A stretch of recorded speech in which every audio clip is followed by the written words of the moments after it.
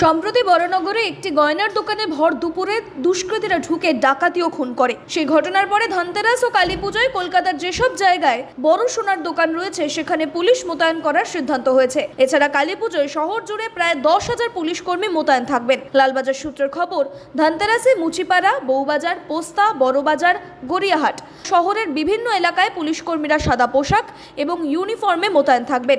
এইসব এলাকায় চলবে নিয়মিত নজরদারি। কালীপুজোয় শহরের অলিগলিতে অটোয় করে পুলিশ টহল দেবে। পেট্রোলিং চলবে মোটর বাইকে। বিভিন্ন স্থানে হবে নাকা চেকিং। খোলা হয়েছে কন্ট্রোল রুমও। শহরে বড় কালী পুজোগুলোর পাশাপাশি যেসব পুজোয় প্রতিমাকে সোনার উপর অলংকার পরানো হয় সেখানে পুলিশ মোতায়েন রাখা হবে। নজর রাখা হবে বাজির উপরেও। হাইরাইজ বিল্ডিং কর্তৃপক্ষের সঙ্গে পুলিশ আধিকারিকরা গত 10ই অক্টোবর থেকে লাগাতার বৈঠক করছেন, যাতে সেগুলির ছাদে শব্দবাজি না ফাটানো হয়। রাত 10টার পরে বাজি পোড়ালেও ব্যবস্থা নেবে কলকাতা পুলিশ। কালীপুজোর বিসর্জনের দিনও গঙ্গার ঘাটগুলিতে কড়া নিরাপত্তার ব্যবস্থা থাকছে।